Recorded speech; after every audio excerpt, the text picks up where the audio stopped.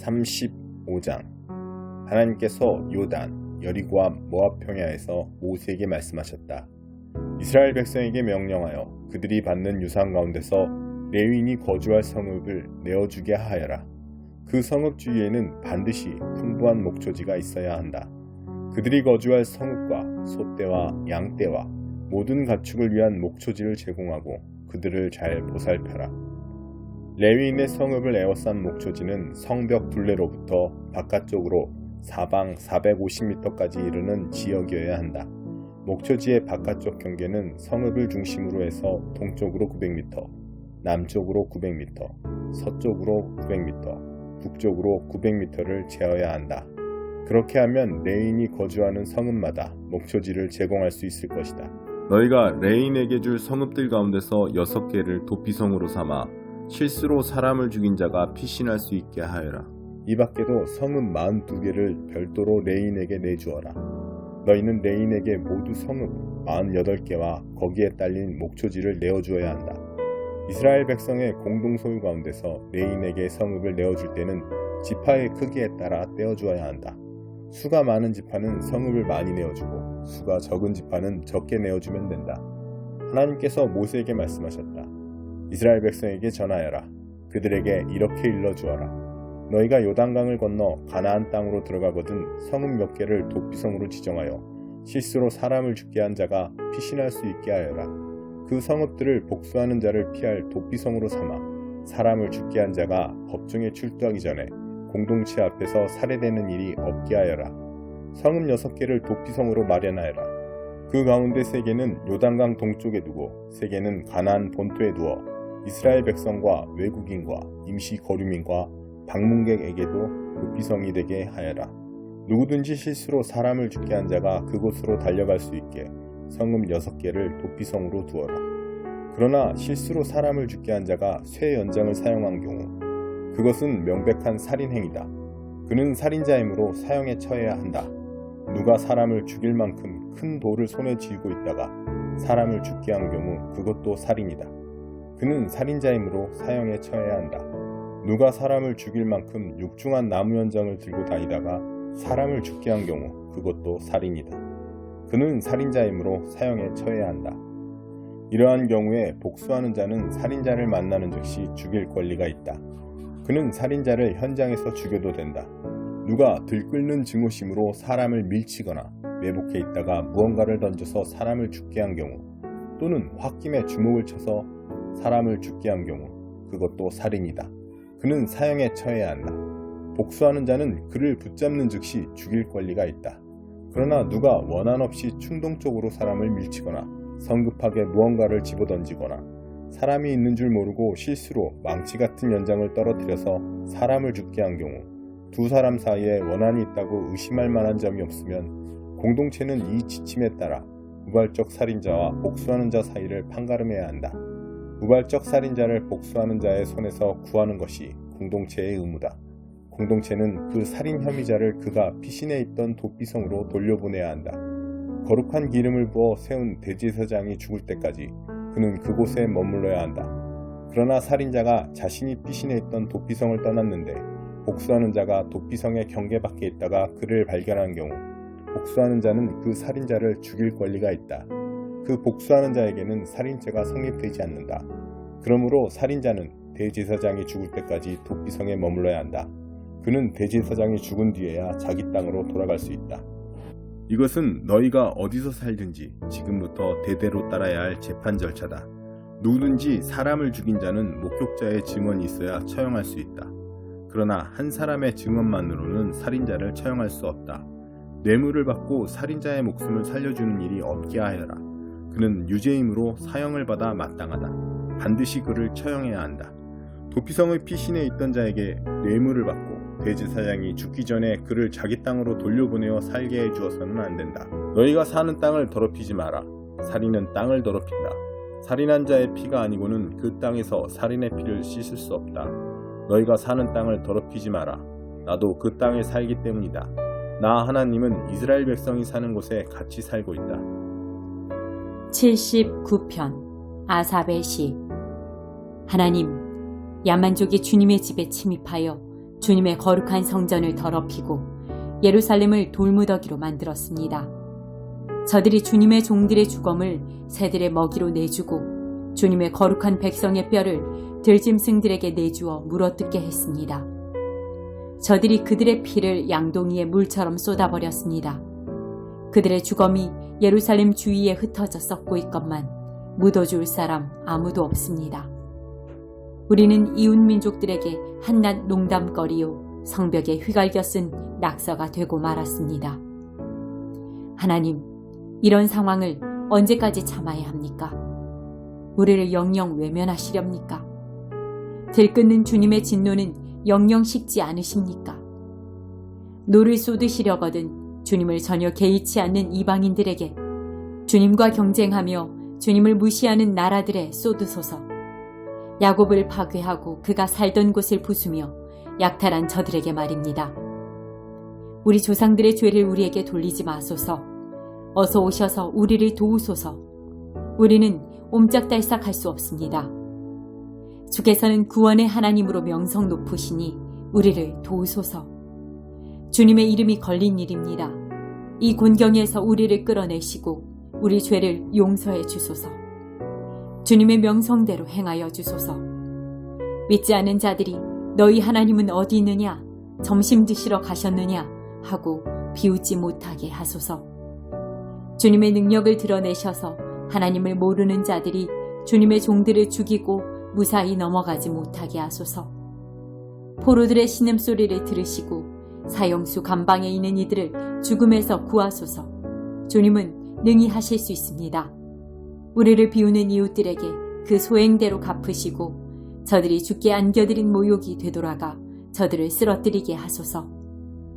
주님의 백성, 주께서 아끼고 돌보시는 우리는 주께 거듭 감사하며 만나는 모든 사람들에게 알리겠습니다.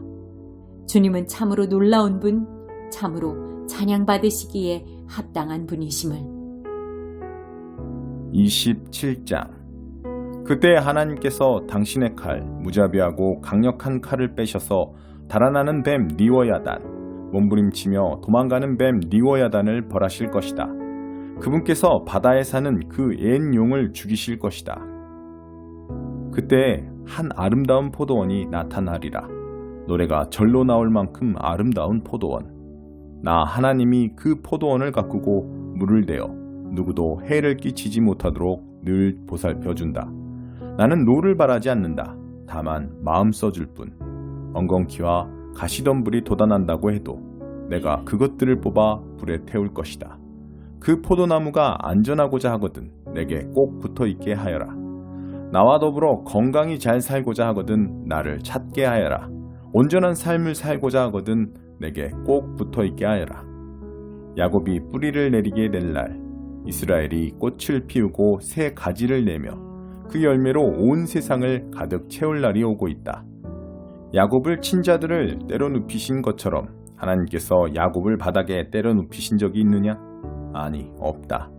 야곱을 죽인 자들이 죽임당한 것처럼 야곱이 죽임을 당한 적이 있느냐? 아니, 없다. 그분은 이스라엘에게 가혹하셨다. 유랑은 혹독한 형벌이었다. 그분께서 맹렬한 돌풍으로 그들을 멀리 불어날리셨다. 그러나 기쁜 소식이 있으니 이러한 일들을 통해 야곱의 죄가 사라졌다. 야곱의 죄가 제거되었다는 증거가 이렇게 나타날 것이다. 그분께서 이방 제단들을 허무실 것이다. 돌 하나도 돌 위에 남기지 않고 다 허물어뜨리시고 그 돌을 으깨어 가루가 되게 하실 것이다. 음란한 종교 산당들도 모조리 없애실 것이다. 대단하던 위용, 이제 흔적도 없다. 이제 그곳에는 아무도 살지 않는다. 사람이 살 수 있는 곳이 못 된다. 짐승들이나 이리저리 다니며 풀을 뜯고 누워 잘 뿐이다. 그곳은 뗄까 먹기에는 나쁘지 않은 곳이다. 마른 장가지와 죽은 가지들이 지천에 널렸다. 하나님에 대해 무지한 자들이 남기는 흔적이란 이런 것이다. 그렇다. 이스라엘을 만드신 하나님께서 그들과 절교하실 것이다. 그들을 지으신 분께서 그들에게 등을 돌리실 것이다. 그때 하나님께서 유프라테스 강에서부터 이집트 시내에 이르기까지 타작일을 하시리라. 너희 이스라엘 백성은 알곡처럼 하날 하날 걷어질 것이다. 바로 그때 거대한 나팔 소리가 울려 퍼질 것이다. 아시리아의 유랑민을 고향으로 부르는 소리, 이집트의 난민들을 고향으로 맞아들이는 소리다. 그들이 와서 거룩한 산 예루살렘에서 하나님을 경배할 것이다. 5장. 예수께서 메시아이심을 믿는 사람은 누구나 하나님에게서 난 사람입니다. 낳으신 분을 사랑한다면 우리는 분명 그분에게서 난 자녀까지도 사랑할 것입니다. 하나님을 사랑합니까? 그분의 계명을 지킵니까? 이것이 우리가 하나님의 자녀를 사랑하는지 사랑하지 않는지를 구별해주는 참된 기준입니다. 우리가 하나님을 사랑하는 증거는 우리가 그분의 계명을 지킬 때 나타납니다. 그분의 계명은 결코 힘든 것이 아닙니다. 세상을 무릎 꿇게 하는 힘. 하나님에게서 난 사람은 누구나 세상의 방식을 이깁니다. 세상을 무릎 꿇게 하는 승리의 힘은 다름 아닌 우리의 믿음입니다. 예수께서 하나님의 아들이심을 믿는 사람, 그가 곧 세상의 방식을 이기는 사람입니다. 예수, 하나님의 그리스도, 그분께서는 생명을 주는 탄생을 경험하시고 죽음을 이기는 죽음도 경험하셨습니다. 그분께서는 자궁을 통한 탄생뿐 아니라 세례를 통한 탄생도 경험하셨습니다. 그분께서는 그 세례를 통해 자기의 사역을 시작하시고 희생적인 죽음을 맞이하셨습니다. 성령은 언제나 진리를 증언해 주십니다. 예수께서 세례를 받으시고 십자가에 달리실 때 하나님이 함께 계셨음을 증언하시는 성령께서 그 모든 사건을 우리 눈앞에 생생하게 제시해 주십니다. 증언은 삼중으로 이루어집니다. 성령과 세례와 십자가의 달리심이 그것입니다. 이 세 증언은 완전하게 일치합니다. 우리가 사람의 증언도 그대로 받아들이는데 하물며 하나님께서 마치 이 자리에 계신 것처럼 자기 아들에 관해 증언하실 때에는 더욱 확실하지 않겠습니까? 하나님의 아들을 믿는 사람은 누구나 하나님의 증언을 자기 속에 확인한 사람입니다. 믿지 않는 사람은 하나님을 거짓말쟁이로 만드는 자입니다. 하나님께서 자기 아들을 두고 친히 하신 증언을 믿지 않기 때문입니다. 증언의 핵심은 하나님께서 우리에게 영원한 생명을 주셨고 그 생명이 아들 안에 있다는 것입니다. 그러므로 그 아들을 모신 사람은 생명을 가졌고 그 아들을 부인하는 사람은 생명을 부인하는 자입니다. 허상이 아닌 실체. 내가 이 편지를 쓰는 목적은 이것입니다. 하나님의 아들을 믿는 여러분이 의심의 그림자를 헤치고 나와 영원한 생명, 허상이 아닌 실체를 소유하고 있음을 알게 하려는 것입니다. 우리는 하나님 앞에서 담대하고 자유롭게 되었습니다. 그분의 뜻에 따라 마음껏 구하고 또 그분께서 들어주심을 확신하게 되었습니다. 하나님께서 들어주신다고 확신하고 구하면 우리가 구한 것은 우리 것이나 다름없음을 우리는 압니다. 예컨대 영원한 죽음으로 이끄는 죽을 죄를 짓는 자들을 두고 하는 말은 아니지만 어떤 그리스도인이 죄 짓는 것을 보거든 하나님께 도움을 구하십시오. 그러면 하나님께서 기꺼이 도우시고 죽을 죄를 짓지 않은 그 죄인에게 생명을 베푸실 것입니다. 죽을 죄라고 할 수 있는 죄가 있는데 나는 그것을 두고 강구하라는 말이 아닙니다. 우리가 잘못 행하는 것은 다 죄입니다. 그러나 죄라고 해서 다 죽을 죄는 아닙니다. 우리가 알기로 하나님에게서 난 사람은 아무도 죄, 곧 죽을 죄를 짓지 않습니다. 하나님에게서 난 사람은 하나님의 보호를 받습니다. 마귀도 그를 건드리지 못합니다. 우리는 하나님께서 우리를 굳게 붙잡아 주신다는 것을 압니다.